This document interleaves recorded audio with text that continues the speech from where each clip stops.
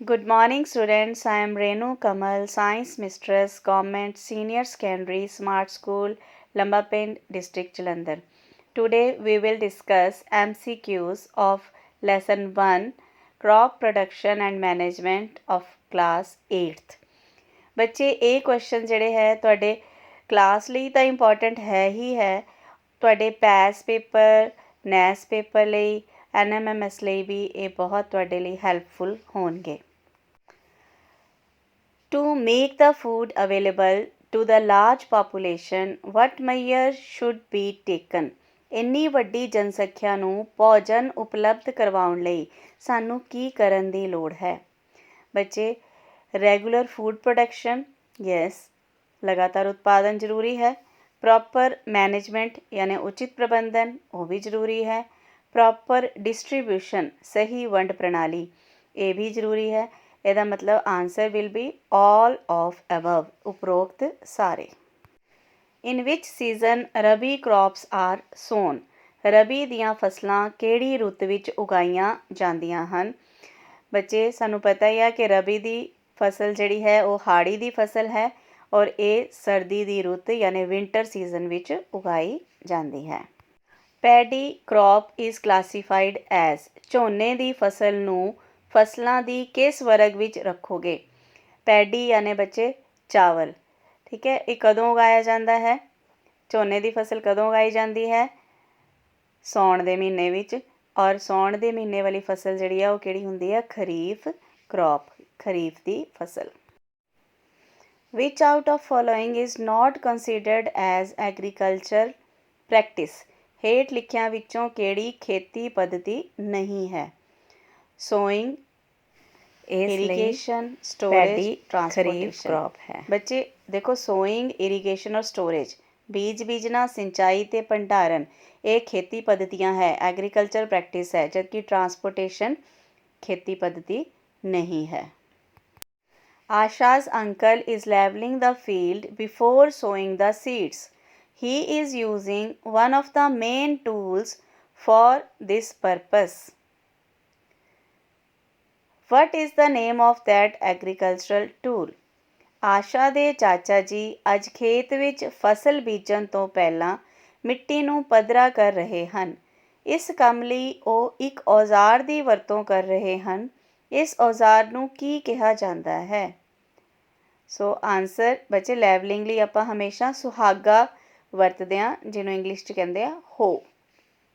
Process of separating grains from chaff is called? ਕੱਟੀ ਹੋਈ ਫਸਲ ਵਿੱਚੋਂ ਦਾਣਿਆਂ ਨੂੰ ਵੱਖ ਕਰਨ ਦੀ ਵਿਧੀ ਨੂੰ ਕੀ ਕਿਹਾ ਜਾਂਦਾ ਹੈ? ਬੱਚੇ, ਦਾਣਿਆਂ ਨੂੰ ਵੱਖ ਕਰਨ ਦੀ ਵਿਧੀ ਜਿਹੜੀ ਹੈ ਉਸ ਦਾ ਨਾਮ ਹੈ ਥ੍ਰੈਸ਼ਿੰਗ ਯਾਨੀ ਗਹਾਈ।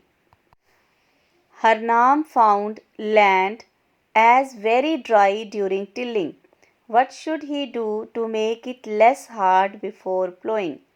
ਹਰਮਨ ਦੇ ਖੇਤ ਵਿੱਚ ਹਲ ਵਾਹੁਣ ਸਮੇਂ ਦੇਖਿਆ ਕਿ ਮਿੱਟੀ ਬਹੁਤ ਖੁਸ਼ਕ ਸੀ। ਤੁਹਾਡੇ ਅਨੁਸਾਰ ਪਹਿਲਾਂ ਉਸ ਨੂੰ ਕੀ ਕਰਨ ਦੀ ਲੋੜ ਹੈ? ਬੱਚੇ, ਜੇ ਮਿੱਟੀ ਡਰਾਈ ਹੈ ਤੇ ਉਹਨੂੰ ਵੈਟ ਕਰਨ ਦੀ ਲੋੜ ਹੈ ਯਾਨੀ ਪਾਣੀ ਲਗਾਉਣ ਦੀ ਲੋੜ ਹੈ। ਸੋ ਆਨਸਰ ਇਜ਼ ਵਾਟਰਿੰਗ, ਪਾਣੀ ਲਗਾਉਣ ਦੀ ਲੋੜ ਹੈ। Salim's mother put some gram seeds in water. She observed that after some time all seeds come on the surface of water. What will be the possible reason? Salem ਦੀ ਮਾਤਾ ਜੀ ਨੇ ਬੀਜ ਇੱਕ ਬਰਤਨ ਵਿੱਚ ਪਾ ਕੇ ਉੱਪਰੋਂ ਪਾਣੀ ਪਾ ਦਿੱਤਾ। ਕੁਝ ਦੇਰ ਬਾਅਦ ਸਾਰੇ ਬੀਜ ਪਾਣੀ ਉੱਪਰ ਤੈਰਨ ਲੱਗ ਪਏ। ਇਸ ਦਾ ਕੀ ਕਾਰਨ ਹੋ ਸਕਦਾ ਹੈ? ਬੱਚੇ, ਸਾਰੇ ਬੀਜ ਤਰਨ ਲੱਗ ਗਏ ਹੈ, ਇਹਦਾ ਮਤਲਬ ਸਾਰੇ ਬੀਜ ਹੀ ਖਰਾਬ ਹੈ, ਕਿਉਂਕਿ ਖਰਾਬ ਹੋਣ 'ਤੇ ਉਹ ਫੋਕੜੇ ਹੋ ਜਾਂਦੇ ਆ। So answer is A, unhealthy seeds, ਬੀਜ ਖਰਾਬ ਹਨ। The process of turning and loosening of soil is called? ਮਿੱਟੀ ਨੂੰ ਉਲਟਾਉਣ, ਪਲਟਾਉਣ ਅਤੇ ਪੋਲਾ ਕਰਨ ਲਈ ਵਰਤਿਆ ਜਾਂਦਾ ਹੈ ਨੂੰ ਕੀ ਕਹਿੰਦੇ ਹਾਂ?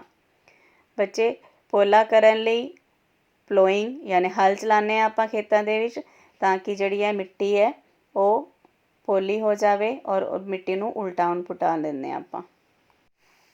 What is the name of tool used to remove weeds and to loosen the soil? ਅਜਿਹਾ ਯੰਤਰ ਜੋ ਨਦੀਨ ਹਟਾਉਣ ਅਤੇ ਮਿੱਟੀ ਨੂੰ ਪੋਲਾ ਕਰਨ ਲਈ ਵਰਤਿਆ ਜਾਂਦਾ ਹੈ ਨੂੰ ਕੀ ਕਹਿੰਦੇ ਹਾਂ? ਤੇ ਬੱਚੇ, ਜੇ ਅਸੀਂ ਨਦੀਨ ਹਟਾਉਣੇ ਹੈ ਨਾਲ ਉਹਨੂੰ ਪੋਲਾ ਕਰਨਾ ਮਿੱਟੀ ਨੂੰ, ਤਾਂ ਅਸੀਂ ਕਲਟੀਵੇਟਰ ਯਾਨੀ ਕੁਦਾਲੀ ਦੀ ਵਰਤੋਂ ਕਰਦੇ ਹਾਂ। Kulwinder Kaur saw her mother putting some dry leaves of neem in container containing wheat grains. Why she did so? Kulwinder Kaur ਨੇ ਆਪਣੀ ਮਾਤਾ ਜੀ ਨੂੰ ਕਣਕ ਨਾਲ ਭਰੇ ਧਾਤ ਦੇ ਬਰਤਨ ਵਿੱਚ ਨਿੰਮ ਦੇ ਸੁੱਕੇ ਪੱਤੇ ਪਾਉਂਦੇ ਦੇਖਿਆ। ਕੁਲਵਿੰਦਰ ਕੌਰ ਦੀ ਮਾਤਾ ਜੀ ਨੇ ਅਜਿਹਾ ਕਿਉਂ ਕੀਤਾ?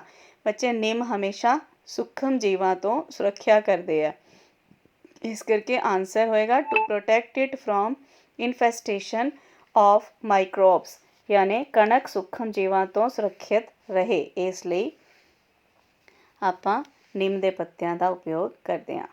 Agriculture experts advised the farmer of our village to cultivate leguminous crop to replenish the deficiency of some particular nutrients of soil.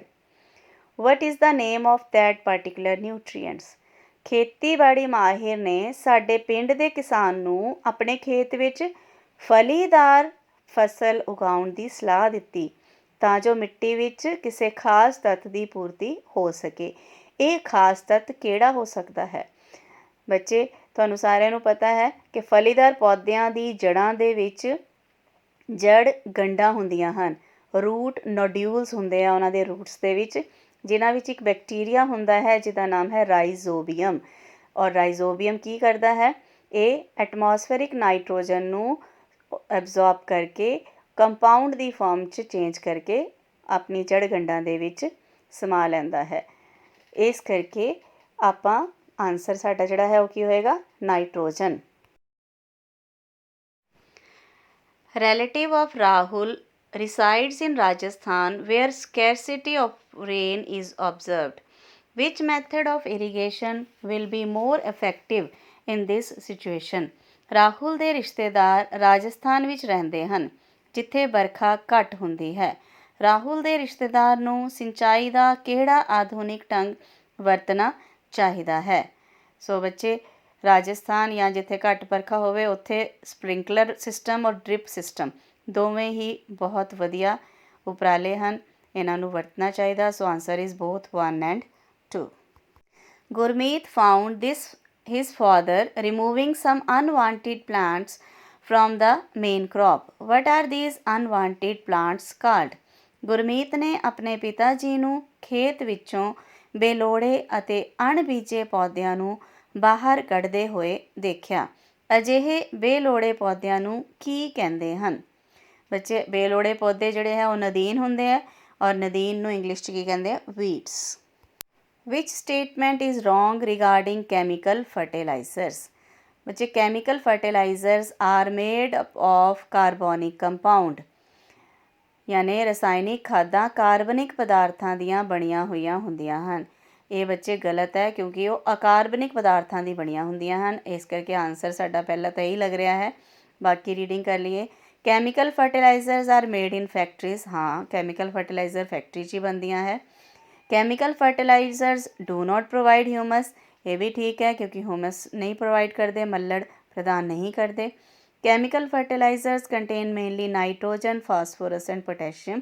ਇਹ ਵੀ ਠੀਕ ਹੈ ਕਿ ਨਾਈਟ੍ਰੋਜਨ, ਫਾਸਫੋਰਸ ਅਤੇ ਪੋਟੈਸ਼ੀਅਮ ਜਿਹੜੀ ਹੈ ਉਹ ਕੈਮੀਕਲ ਫਰਟੀਲਾਈਜ਼ਰਸ ਤੋਂ ਹੁੰਦੀਆਂ। ਤਾਂ ਸਾਡਾ ਆਨਸਰ ਕੀ ਆਏਗਾ? A. 2,4-D is are a type of dash. 2,4-D ਇੱਕ ਡੈਸ਼ ਦੀ ਕਿਸਮ ਹੈ। ਸੋ ਬੱਚੇ, ਇਹ ਆਪਾਂ ਐਗਜ਼ਾਮਪਲ ਹੀ ਲਿਖੀ ਸੀਗੀ ਵੀਡੀਸਾਈਡਸ ਦੀ, ਯਾਨੀ ਨਦੀਨਨਾਸ਼ਕ ਦੀ, ਤਾਂ ਆਨਸਰ ਹੋ ਗਿਆ A. What is the importance of irrigation? ਸਿੰਚਾਈ ਦੀ ਕੀ ਮਹੱਤਤਾ ਹੈ? Helps in germination of seeds, ਯਾਨੀ ਬੀਜ ਦੇ ਪੁੰਗਣ ਵਿੱਚ ਮਦਦ ਕਰਦੀ ਹੈ। ਹਾਂ, ਠੀਕ ਹੈ। ਟਰਾਂਸਪੋਰਟੇਸ਼ਨ ਆਫ ਮਿਨਰਲ ਸਾਲਟਸ, ਪਾਣੀ ਵਿੱਚ ਘੁਲੇ ਪੋਸ਼ਕ ਤੱਤਾਂ ਨੂੰ ਪੌਦੇ ਦੇ ਹਰੇਕ ਅੰਗ ਤੱਕ ਪਹੁੰਚਾਉਂਦੀ ਹੈ। Yes. To protect the crop from frost and hot air currents, ਫਸਲ ਨੂੰ ਠੰਡੀਆਂ ਅਤੇ ਗਰਮ ਹਵਾਵਾਂ ਸਮੇਂ ਬਚਾ ਕੇ ਰੱਖਦੀ ਹੈ। ਯੈਸ। ਸੋ ਆਨਸਰ ਇਜ਼ ਉਪਰੋਕਤ ਸਾਰੇ, all above. What are the various methods to maintain the fertility of soil? ਮਿੱਟੀ ਦੀ ਉਪਜਾਊ ਸ਼ਕਤੀ ਕੁਦਰਤੀ ਤੌਰ 'ਤੇ ਰੱਖਣ ਲਈ ਕਿਹੜਾ ਤਰੀਕਾ ਜ਼ਿਆਦਾ ਕਾਰਗਰ ਹੋ ਸਕਦਾ ਹੈ? ਸੋ ਬੱਚੇ, ਕ੍ਰੌਪ ਰੋਟੇਸ਼ਨ ਯਾਨੀ ਫਸਲੀ ਚੱਕਰ ਜਿਹੜਾ ਹੈ ਉਹ ਸਭ ਤੋਂ ਵਧੀਆ ਤਰੀਕਾ ਹੈ। ਫਸਲਾਂ ਨੂੰ ਅਦਲ ਬਦਲ ਕੇ ਬੋਣ ਦਾ ਤਰੀਕਾ ਜਿਹੜਾ ਹੈ ਸਭ ਤੋਂ ਵਧੀਆ ਹੈ। So answer is crop rotation. Excessive use of fertilizers leads to, ਰਸਾਇਣਿਕ ਖਾਦਾਂ ਦੀ ਜ਼ਿਆਦਾ ਵਰਤੋਂ ਨਾਲ ਕੀ ਹੁੰਦਾ ਹੈ? ਬੱਚੇ, ਜ਼ਿਆਦਾ ਵਰਤੋਂ ਕਰਦੇ ਹਾਂ ਤਾਂ ਇੱਕ ਤਾਂ ਮਿੱਟੀ ਦੀ ਉਪਜਾਊ ਸ਼ਕਤੀ ਘੱਟ ਜਾਂਦੀ ਹੈ ਅਤੇ ਪਾਣੀ ਦਾ ਪ੍ਰਦੂਸ਼ਣ ਹੁੰਦਾ ਹੈ। ਸੋ ਆਨਸਰ ਇਜ਼ ਡੀ, ਜਿਹਦੇ ਵਿੱਚ ਬੀ ਅਤੇ ਸੀ ਦੋਵੇਂ ਹੋਣਗੇ। ਵਿਚ ਆਰ ਰਿਚ ਇਨ ਪਾਰਟੀਕੂਲਰ ਨਿਊਟਰੀਐਂਟਸ, ਹੇਠ ਲਿਖੇ ਪਦਾਰਥਾਂ ਵਿੱਚੋਂ ਕਿਸ ਵਿੱਚ ਵਿਸ਼ੇਸ਼ ਪੋਸ਼ਕ ਤੱਤ ਜ਼ਿਆਦਾ ਮਾਤਰਾ ਵਿੱਚ ਹੁੰਦੇ ਹਨ? ਵਿਸ਼ੇਸ਼ ਪੋਸ਼ਕ ਤੱਤ ਦੀ ਗੱਲ ਕਰੀਏ ਤਾਂ ਬੱਚੇ ਰਸਾਇਣਿਕ ਖਾਦਾਂ ਜਾਂ ਫਰਟੀਲਾਈਜ਼ਰਸ 'ਚ ਹੀ ਜ਼ਿਆਦਾ ਤੱਤ ਹੁੰਦੇ ਆ। ਜੇ ਨਾਈਟ੍ਰੋਜਨ ਵਾਲੀ ਖਾਦ ਚਾਹੀਦੀ ਹੈ ਤਾਂ ਆਪਾਂ ਨਾਈਟ੍ਰੋਜਨ ਲੈ ਆਉਂਦੇ ਹਾਂ, ਫਾਸਫੋਰਸ ਵਾਲੀ ਚਾਹੀਦੀ ਹੈ ਤਾਂ ਫਾਸਫੋਰਸ, ਮਤਲਬ ਪਰਟੀਕੂਲਰ ਨਿਊਟਰੀਐਂਟਸ ਹੁੰਦੇ ਆ ਉਹਦੇ ਵਿੱਚ। ਇਸ ਕਰਕੇ ਆਨਸਰ ਇਜ਼ ਸੀ, ਫਰਟੀਲਾਈਜ਼ਰਸ। ਬੱਚੇ, ਮੈਨੂੰ ਆਸ ਹੈ ਕਿ ਜਿਹੜੇ ਆਪਾਂ ਅੱਜ MCQs ਕੀਤੇ ਆ ਡਿਸਕਸ, ਇਹ ਤੁਹਾਨੂੰ ਸਮਝ ਆ ਗਏ ਹੋਣਗੇ। ਇਹਨੂੰ ਤੁਸੀਂ ਰਿਵਾਈਜ਼ ਕਰੋਗੇ ਬਾਰ-ਬਾਰ ਔਰ ਆਪਣੇ ਕੰਪੀਟੀਸ਼ਨ 'ਚ ਸਕਸੈਸ ਹਾਸਿਲ ਕਰੋਗੇ। Thank you.